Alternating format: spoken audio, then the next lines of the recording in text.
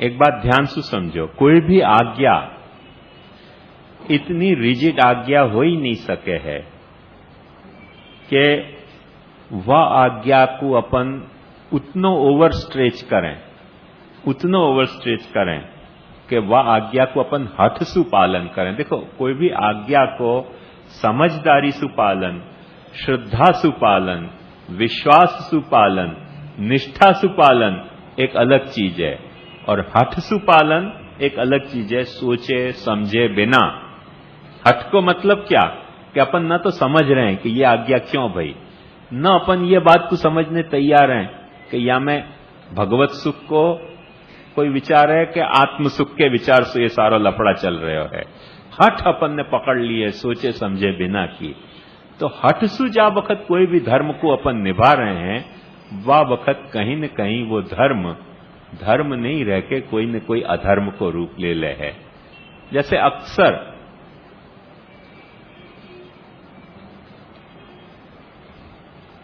वो नागरदास शास्त्री बहुत अच्छी एक बात कहते थे कि अनाचार सु आचार अच्छो है, पर अत्याचार हर स्थिति में खराब है। क्योंकि आचार को जा वक्त अपन ने हठ पकड़ो सोचे समझे बिना को, तब वो न तो आचार रह गयो न वो अनाचार रह गयो, वो अत्याचार हो गयो। तो अत्याचार अपने को कभी भी अच्छी स्थिति में नहीं पहुंचावे, कहीं न कहीं अब वो खुद पे अत्याचार के दूसरे पे अत्याचार। तो आचार जो सोच समझ के सारी बातन को आगे पीछे को विचार करके जो अपन पालन कर रहे हैं वो अत्याचार नहीं है। पर अपने को न तो कोई वह बात की समझ है आगे पीछे की, बस एक हट पकड़ लिया कि नहीं ये ऐसे ही होएगो।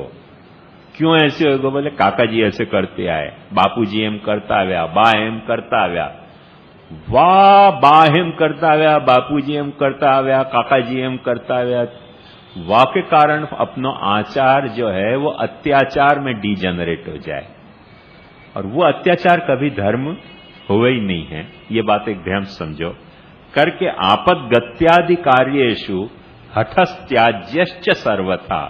जहां आपद गति है, जैसे एक साधारण उदाहरण मैंने वादिन बताया तो कि कोई को पानी ढोले पे अपनो पैर पड़े तो अपन छू जाएं, पर बरसात के पानी को अपन छुआना जब शुरू करेंगे तो उपाय क्या है? ये अत्याचार हो गया। क्योंकि बरसात तो आकाश से बरस तो पानी है, वो छुएगो तो अपरस में कौन सी चीज रहेगी फिर? तो शास्त्र भी ऐसी स्थिति जब जब पैदा हुए है, यही के लिए अपने यहां नंद महोत्सव में कैसे बड़ी अपरस हो जाए। बड़ी अपरस का मतलब क्या कि आचार को अत्याचार मत बना दो। आचार बहुत अच्छी चीज है। नाथद्वारा में भी मैं गया तो मैंने देखो कि जब राजभोग होने के बाद जब मनोरथ हुए तो श्रीनाथ जी बड़ी अपरस में आ जाए। मुझको पहली पता नहीं थी कि ऐसी व्यवस्था वहां गैर नंद महोत्सव के दिन भी उपलब्ध है। ये दाऊजी बाबा के मैरिज में गया तब मैंने पहली बार ये बात वहां देखी, मुझको बहुत अच्छी लगी वो बात कि नहीं, बहुत सेंसिबल बात है कि राजभोग जब तक नहीं अरोगे ठाकुर जी तब तक अपरस है सब। राजभोग अरोगने के बाद जो कुछ राजभोग के बाद मनोरथ है, मैं राजभोग धर के जाके सो गया ऊपर, फिर बुलावा आयो कब वो मनोरथ है चलो, तो मैं सोची कब फिर नहाएं फिर करें कुछ करें, कि नहीं चलो अंदर। कि नहीं आप, मैं तो बिस्तर विस्तर सब कुछ छू लियो। कि नहीं कोई चिंता की बात नहीं, अब बड़ी अपरस है। तो फिर सब ऐसे ही बिस्तर पे भी श्री जी को छू सकें, श्री जी को खिला सकें, सब कर सकें, वहां के बाद बड़ी अपरस है। और वही श्री जी जब तक राजभोग नहीं अरोगे तब तक एकदम अपरस में विराजे। तो कब वो आचार है कब वो अनाचार है, बाकी व्यवस्था है। हमारे यहां भी द्वारकाधीश पधारे थे किशनगढ़ में, तो हमारे मंदिर विराजे। हमारे मंदिर विराज के द्वारकाधीश, फिर फूल मंडली थी द्वारकाधीश की किशनगढ़ दरबार के गढ़ में, तो शयन की आरती वहां होनी थी सर। मैंने पालकी में द्वारकाधीश किशनगढ़ दरबार के गढ़ में पधारे, तो हम लोगन सबन के हाई एक्सपेक्टेशन यही थे कि अब सब नहाने की व्यवस्था जुटानी पड़ेगी। सब जुटाई भी थी, भाई क्या पता क्या कौन को कैसा आचार हो कैसा विचार हो। वो तो द्वारकाधीश पालकी में से बाहर पधारे, फुल मंडली में बिराजे, आरती भाई, और पाछे पालकी में पधार के घर पधारी है हमारे यहाँ। दरबार ने मुझको पूछो कि ये क्या हो गया। मुझको नहीं पता है, क्योंकि मुझको सचमुच में नहीं पता थी कि ये भी व्यवस्था अपने यहाँ है। पर फिर काका जी से पूछी तो उन्होंने कहा हमारे यहाँ ऐसा ही है कि जब नीति को सेवा को क्रम पहुंच लिया और कहीं बाहर पधार रहे हैं मनोरथ की सेवा में, तब अपरस नहीं हुए। तब ठाकुर जी, ये माधवपुर की भी लोगों को पता होगी कि जब माधव राय जी विवाह के लिए पधारे वहां, ये जूनागढ़ के आसपास कहीं है माधवपुर, केशोद के आसपास, पता नहीं कहीं तो है वहां। पर जब विवाह के लिए पधारे माधव राय जी, तो वादिन हरिजन भी चनपस कर सके माधव राय जी को, कोई छुआछूत नहीं। बस जैसे जगदीश में भी ऐसा ही है, जब यहां से मूल मंदिर में से वहां पधारे तो कोई भी जगदीश को चनपस कर सके, कुछ ब्राह्मण भंगी शूद्र कोई नहीं, सब जात एक साथ चनपस कर सके माधव राय जी के। तो वो क्या है, ठाकुर जी खुद अपरस में सु बाहर आवे। तो ये मैंने तंत्र में भी पीछे मैंने आपको सब स्टडी करी तो पता चलो कि तंत्र खुद यह बात को प्रोवाइड किया कि अच्छा जब अपने मंदिर में से ठाकुर जी बाहर निकले हैं तब अपरस नहीं पाले, मंदिर में विराजे है तो अपरस पाले ठाकुर जी। आचार के सारे नियम मंदिर में विराजे है तो अपने यहाँ अपन ने कितनो लफड़ा बेचारे वैष्णव को ये रहस्य बतावे नहीं करके वैष्णव में सेवा के कारण थर थर धूजते हुए कि भाई घर में तो सब कर लेंगे, तो बाहर गांव जाएं फिर क्या करें, कहां से लाएं व्यवस्था। वैष्णव उनके माथे वही कठोर ऐसा शिकंजा जकड़ दिया जाए तो बेचारे फिर वो घबरावे कि या लफड़ा में पड़े कौन सेवा की। क्योंकि कोई तरह से जो खुद अपन पाल रहे हैं वो भी छूट अपन ले रहे हैं, वो लेवे नहीं देना कि जैसे त्राही बोल के कोई तरह से सेवा छोड़ दे। बाकी सब छूट ली जा रही हैं, अभी भी जाके देख आओ। या में कोई जन्माष्टमी के दिन तो अपने यहाँ हर घर में जैसे छूट मिला है, कोई के यहाँ होगी मुझको नहीं पता एग्जैक्टली सब घर में क्या रिवाज है और कैसा नहीं रिवाज है। पर मैं तो ये नाथद्वारा में और हमारे किशनगढ़ में द्वारकाधीश पधारे तब देखो क्वाइट सेंसिबल बात है। और तंत्र में आपको है यही तरह से वर्णन है कि ठाकुर जी जब अपने गर्भगृह से बाहर पधारे तब अपरस छोड़ दे, फिर सामान्य वहां में आ जाए, घर में आवे तब पाछी अपरस शुरू हुए ठाकुर जी के। अब यही बात बेचारे वैष्णव को बता दी हो कि भाई जो अपरस तुम घर में पाल रहे हो उतनी अपरस बाहरगाम पधरा के ले जाओ तो नहीं जरूरत है। तो वैष्णव अपने ठाकुर जी को सीना से लगा के आकी दुनिया फेरी आएगा। तो वैष्णव को कोई तरह से जकड़ देना है कि नालायक पाले नहीं अपरस, क्योंकि ठाकुर जी को पकड़े नहीं वाने, फिर वो बकरा अपने पास आएगा नहीं कटने के लिए करके वहां को जकड़ दिया जाए कि नहीं बिल्कुल बाहरगाम जाओ तब भी कुआ लाओ। बाहरगाम कहां से कुआ आवे, कहां से मर्यादा आवे, कैसे होवे, क्या होवे, एक बात ध्यान से समझो। एक सामान्य बात समझो तो समझ में आएगी बात। ये विशेष गत्यादि आपद गति के सिद्धांत की बात सेवा में कैसे अपने को विघ्नकारिणी हो रही है कि जैसे आज अपन बस में बद्रीनाथ शायद तो 8-10 घंटा में पहुंच जा रहे हैं, मैक्सिमम कुछ 10-12 घंटा में पहुंचते होंगे तो अपन सहन कर सकें।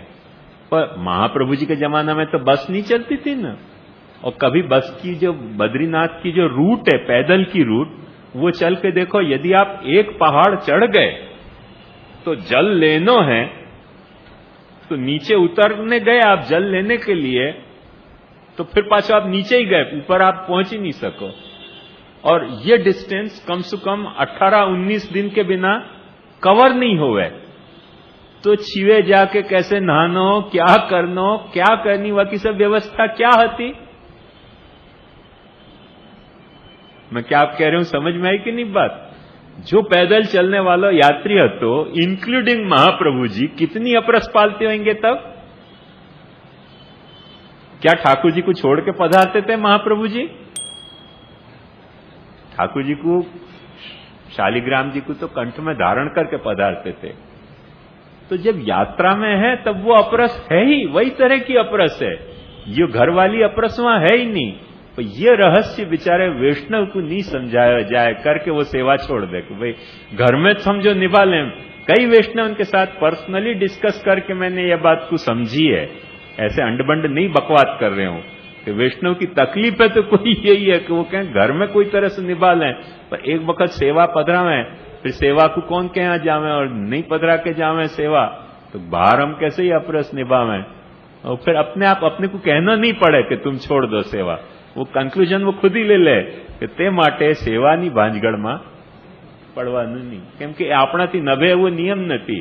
महाप्रभु जी क्या कह रहे हैं? आपद गत्यादि कार्येषु हठस्त्याज्यश्च सर्वथा।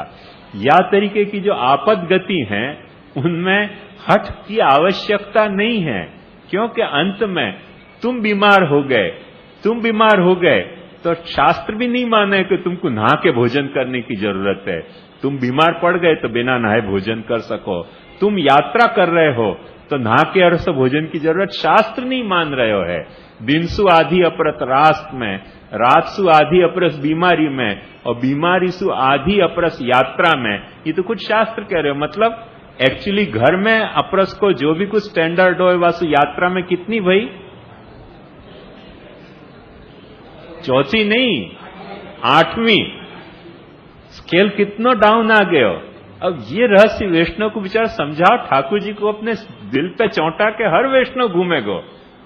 क्योंकि कौन कौन को ठाकुर जी अपने सौंप के जाए, कोई को सौंप के जाए ऐसी आज कोई के आपस में मने सहचार सद्भाव सहयोग नहीं रह गयो, और फिर सेवा घर में पधरा लो तो लफड़ा पैदा हो जाएगा। या तो फिर हाउस अरेस्ट रखो खुद, और या फिर जाओ ही मत।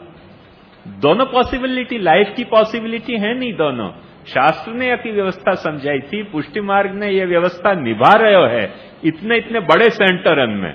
ध्यान से देखो, और हर पुष्टि मार्ग के मंदिर के सेंटर में जन्माष्टमी के दिन वैष्णव को छू के ठाकुर जी के पलना झुलाए जा सके। पलना झुलाते हुए पाछे नंद महोत्सव में भाग लिया जा सके, नंद महोत्सव में भाग लेते हुए पाछे ठाकुर जी को पलना झुलाए जा सके, चनपस किए जा सके। वो सारो बड़ो अपरस वहां मौजूद ही है। वहां कुछ छू नहीं रहे, कुछ छुआ नहीं रहे, और कोई से पूछो नहीं जा रहे हो वह वक्त नंद महोत्सव में कि तू नहा के आयो कि बिना नहाए आयो। नंद महोत्सव में बड़ी अपरस को सिद्धांत हर पुष्टि मार्ग, मैं नहीं समझू कि कोई ऐसा घर होए कि जहां ये आचार की फ्लेक्सिबिलिटी उपलब्ध नहीं होए, पर जान करके बेचारे वैष्णवन को फंसा देना, कोई तरह से के सेवा नहीं करे। ये क्या द्वेष है, ये सचमुच में विचारने की। कोई को लगता है कि मैं अहंकारी हूं, तो मेरा अहंकार भी दोष है। चलो मैं कबूल करने तैयार हूं कि इन बातों को डिस्क्लोज करना मेरा अहंकार का दोष है। मेरा अहंकार को दोष में कन्फेस करने तैयार हूं, पर भाई तुम भी तो अपना ये दोष तो कबूल करो कि वैष्णव को ये रहस्य बता क्यों नहीं रहे हो। जो छूट तुम ले रहे हो वो छूट वैष्णव को दे क्यों नहीं रहे हो आपद गति की। और जो छूट महाप्रभु जी खुद कह रहे हैं कि आपद गत्यादि कार्येषु हठस्त्याज्यश्च सर्वथा। इन विधि विधानन को आग्रह रखनो, सदाग्रह रखनो जितनी अच्छी बात है।